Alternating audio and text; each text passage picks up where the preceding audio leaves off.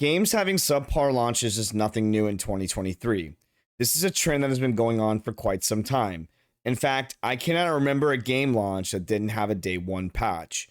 From games being so buggy that they were borderline unplayable, to games that straight up wouldn't load past the title screen, or games like today's video that completely misrepresent what they are.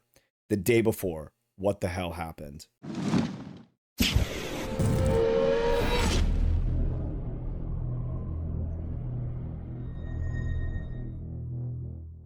To understand why the day before had such a massive backlash, a bit of history on the studio and the timeline is required. On January 29th, 2021, Fntastic released the announcement trailer of the day before. The game was advertised as an open-world MMO zombie survival game. There was a lot of hype surrounding this game considering the Last of Us TV show had aired shortly before the trailer for the day before. In February, Fntastic founders Edward and Ison, I'm not even going to try to pronounce the last name, appeared in a trailer highlighting a day before's combat gameplay.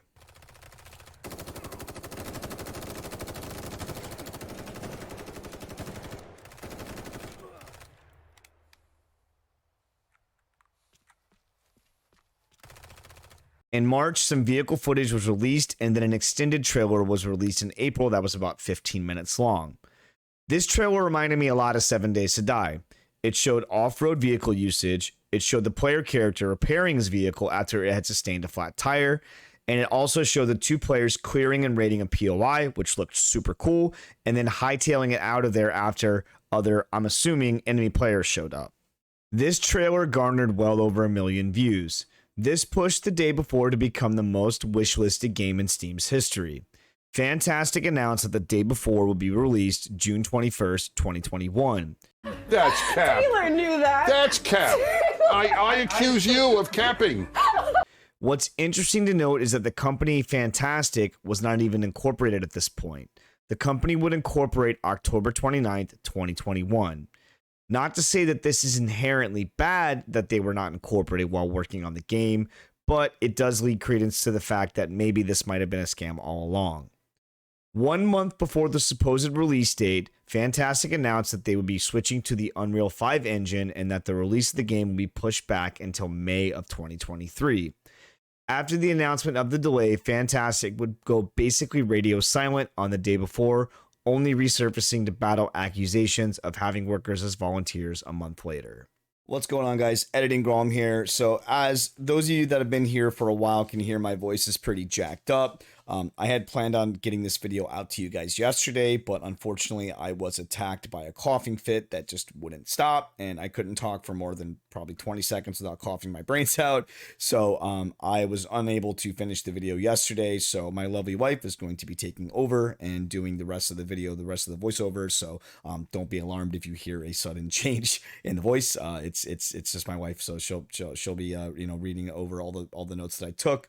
One thing to note on the timeline of the video and the information, I did have to pull it from multiple different sources. So there are some sources from Reddit, some sources from Steam, YouTube, IGN articles. So there was a lot of information, and I kind of compiled it into a coherent video that made sense. So if there is anything that I left out of the timeline, these guys did start spitting out all kinds of stuff in 2022 that didn't really pertain to a day before.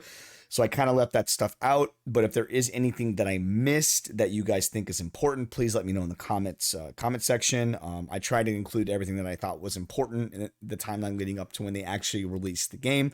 But yeah, that's pretty much it. So I'm gonna let my wife take over, and we'll jump back into the video. On January 25th, 2023, Fntastic would have their Steam page removed completely after a trademark dispute from a countdown calendar app with the same name. The Day Before calendar app was released in 2010 and has over 40 million downloads.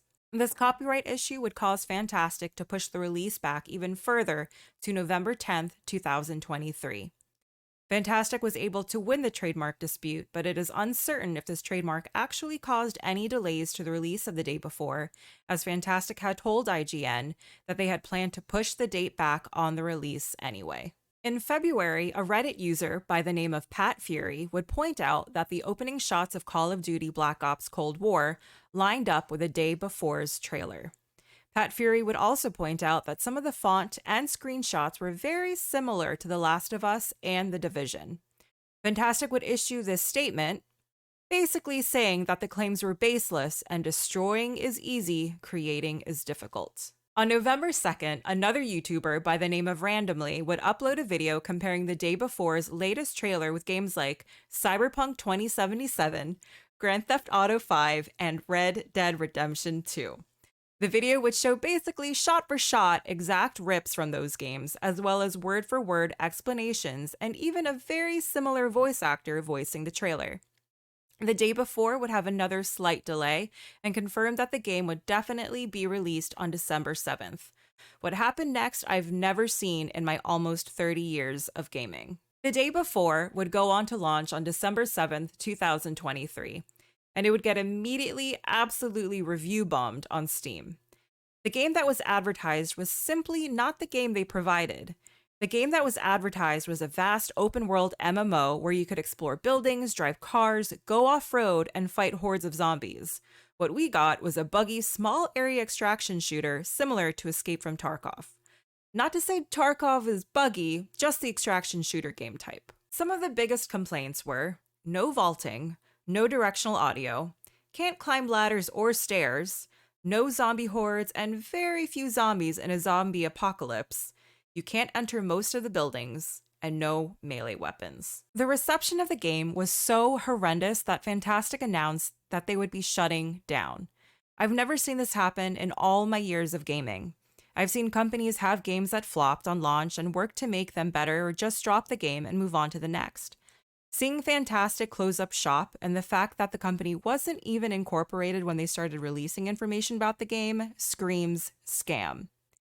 They claimed that they poured their blood, sweat, and tears into this game, but Redditor Epic Story 1989 shows that basically every single asset in the game was a pre-gen asset. And some of these assets didn't even exist until October 2022, implying the game had significantly less development time than Fntastic claimed. I have a personal policy lately to not purchase a game on release. I want to make sure that all the kinks are worked out and the game I'm buying is what I actually want. So luckily, I dodged this bullet. Were any of you affected by this? Please let me know in the comments section. Thank you for watching. If you enjoyed the video, please consider liking and subscribing. I make bi-weekly uploads about various gaming topics and Let's Play videos. Until next time, have a great day/night.